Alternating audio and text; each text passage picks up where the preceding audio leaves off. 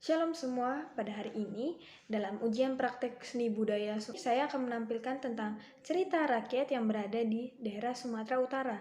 Nama saya sebelumnya adalah Nelly Putri Lima dengan nomor absen 1909. Nah, kita ini akan mereview tentang cerita di balik rumah bolon.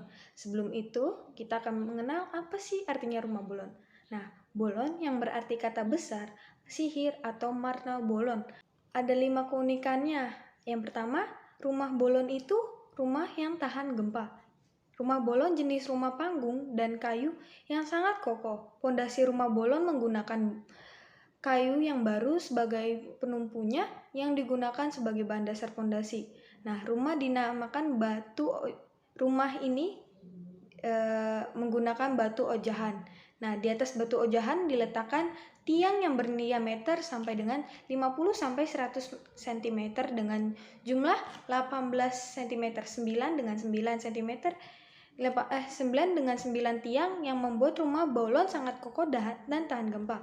Nah, yang kedua adalah fungsi rumah sebagai tempat kediaman untuk tempat upacara, tempat penyimpanan barang dari hasil panen, dan suku Batak Toba sendiri biasanya melakukan banyak pertemuan di rumah bolon. Nah, rumah bolon sendiri memiliki desain yang unik. Nah, terus bentuknya itu segi empat. Nah, dia di atas sekitar 1,5 meter sampai 2 meter dari permukaan tanah. Oleh karena itu, setiap rumah memiliki tangga kayu sebagai jalan masuk ke dalam rumah. Yang keempat adalah dia juga memiliki keunikan atap dan dinding. Nah, rumah bolon memiliki atap dari bahan alami. Semua yang ada di rumah bolon terdapat dari hasil alam. Yang ini daun lumbia yang banyak ditemukan daerah Sumatera. Bentuk atapnya itu menyerupai punggung kuda. Nah, menurut suku Batak Toba, atap adalah tempat suci sehingga seringkali digunakan sebagai tempat penyimpanan barang berharga. Nah, di rumah bolon ini memiliki juga ukiran khas. Ciri unik dari rumah khas Batak ini yaitu ada 3 yang disebut dengan gorga. Nah, gorga dibagikan ada 3 nih. Yang pertama, cicak memiliki filosofi menurut suku Batak Toba. Yang pertama, melambangkan bahwa suku Batak dapat beradaptasi dimanapun mereka berada dan tetap saling menjalin persaudaraan. Yang kedua adalah gorga bentuk ular. Kenapa ular? Karena ular biasanya disebut dengan lambang keberkahan karena ular dipercaya suku Batak mendatangkan keberkahan kepada penghuninya. Yang terakhir adalah bentuk kerbau.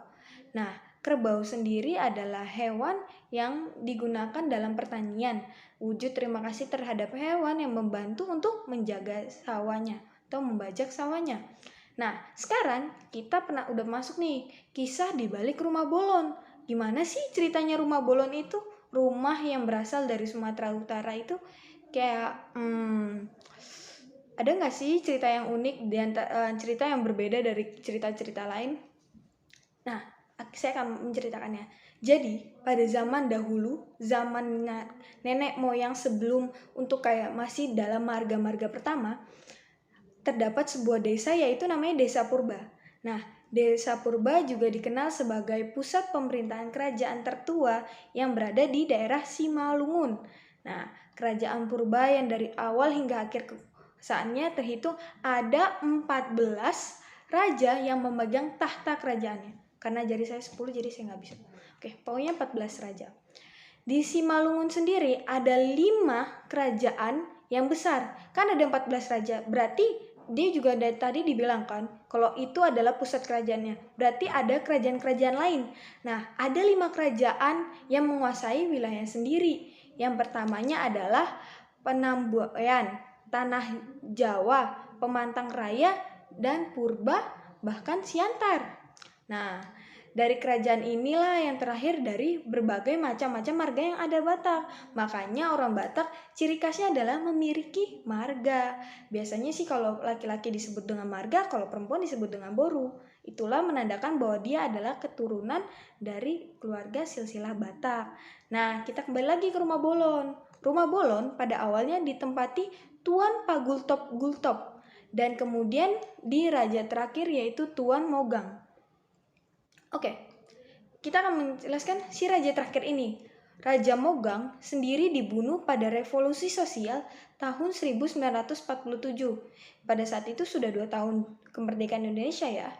Menurut Watson, yaitu seorang pemandu, wisatawan, dan penjaga desa purba, tak diketahui siapa sih pembunuhnya dan apa motifnya. Untuk Raja Mogang ini dibunuh pada zaman revolusi ya, lalu sampai sekarang nggak diketahui motifnya. Nah, menurut Watson, seorang penjaga dan pemandu wisata, dia berkata begini, ada tradisi pengalihan kekuasaan yang wajib dilakukan ketika raja hendak mewariskan kekuasaannya. Diwajibkan menyembelih seekor kerbau jantan, lalu tanduknya disimpan agar menjadi bukti untuk raja yang akan berkuasa di kemudian, dan bukti sejarah terdapat ada 14, tergantung di rumah Bolon. Terakhirnya adalah di Raja Mogang, dan terakhir adalah 14 tanduk kerbau di nomor raja ke-14 yaitu Raja Mogang. Nah, kembali lagi nih, menurut Watson juga raja yang mula-mula itu bukanlah Raja Pagultop-Gultop, kan desa purba ya. Kenapa dia dari Raja Pagultop-Gultop? Ada yang bernama, raja yang pertama adalah Raja Purba Dahusa, dan Tuan Pagultop ini hanya pendatang dari Dolok Sanggul, yaitu yang ada di seberang desa Purba dekat daerah Pakpak. Jadi gimana sih? Kok bisa dia jadi bagian keluarga purba dan dia bisa menjadi raja? Nah, menurut cerita yang turun-temurun yang didapati oleh Watson dan diceritakan kepada orang wisatawan yang itu, konon saat itu Pagultop-Gultop sedang menangkap burung, dan ia berhasil menangkap burung saat itu, dan dia temui burung itu berada di dalam kawasan hutan belantara purba. Dia sadar nih, ada di dalam tembolok burung itu terdapat jagung dan padi. Nah, dia juga sadar bahwa desa purba ini adalah desa yang subur, desa yang bisa dimanfaatkan. Maka ia memohon kepada Raja Dasuhan untuk berikan sebidang tanah dan ia akan memakai lahan itu. Nah, udah nih, dia terus menanam jagung dan menanam padi yang dia dapat dari tembolok itu. Lah, beberapa waktu kemudian dia menyimpan nih hasil lahannya di lumbung besarnya.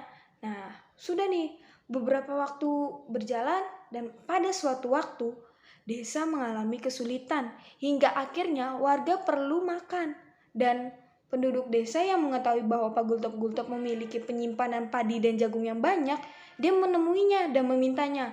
Pagultop-Gultop yang melihat kedatangan warga terkejut. Hah? Mereka ngapain datang? Dan saat itu warga meminta Pagultop-Gultop untuk membagikan hasil tanahnya kepada warga sekitar, yang dikarenakan mereka mengalami kesulitan. Pagultop sendiri mengatakan kepada mereka, jika kalian mendapatkan jagung dan padi, jangan panggil saya Opung, maka panggil saya Raja. Dia meminta itu kepada warga. Ia tak mau memberikan mereka jika mereka memanggil Opung yang berarti kakek dalam bahasa Batak. Nah, akhirnya karena warga mementingkan isi perut dan kelaparan, mereka terpaksa memanggil Pagultop-Gultop itu sebagai raja. Dan setelah itu Raja Badasuha pun mendengar hal itu kan. Nah, dia merasa bahwa itu tuh hal yang mengancam dia. Dia memanggil Pagultop-Gultop dan mengadakan pertemuan dengan banyak warga-warga.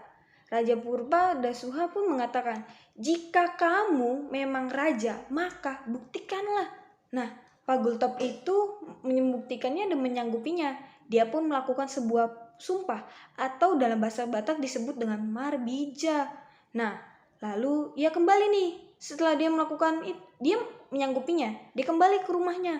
Kembali ke diamnya mengambil segenggam tanah, apang-apang, dan air. Nanti saya taruh ya. Di sini ada tanah, apang-apang. Apang-apang itu adalah kulit kerbau dan air di dalam sebuah tatabu. Nah, tatabu ini tempayan yang terbuat dari kulit labu. Nah, jadi diambil nih segenggam tanah dan ditabur di atas apang-apang. Nah, karena di sini bentuk kulit kerbaunya besar ya, dan berisi tatabu yang ditaruh di sampingnya Dia melakukannya disaksikan banyak orang, Raja Purbadasuha, Ulu Balang, Raja Purba, bahkan warga.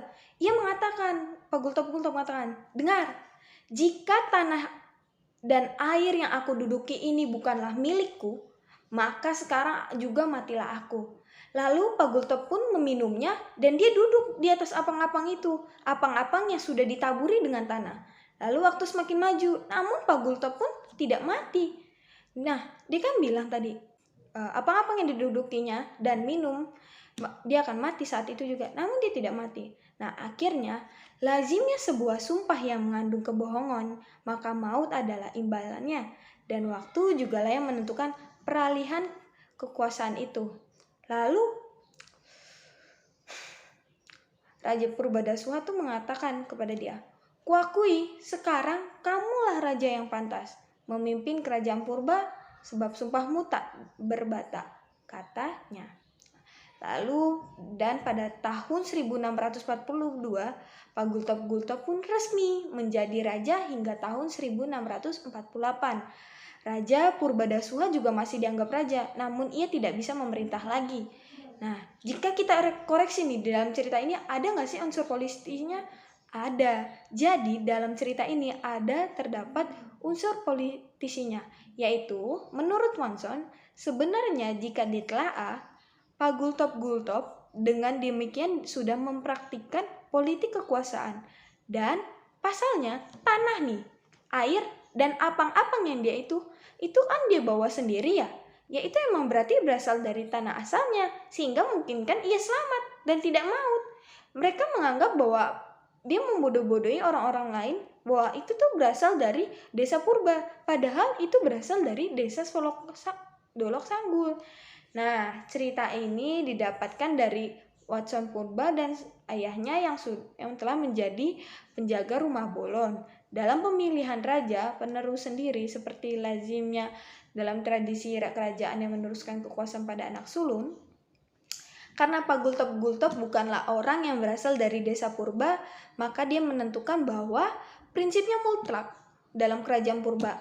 Bukan harus anak sulung tetapi siapa keturunan yang bagi raja memiliki talenta atau memiliki sejiwa kepemimpinan, dia bisa menjadi sebagai penerus kerajaan menurut Watson. Karena Pagultop kan bukan raja. Nah, akhirnya kisah ini saya kutip dari sebuah Google dan nanti saya akan tulis linknya, sumbernya yang saya dapatkan. Dan terima kasih semuanya.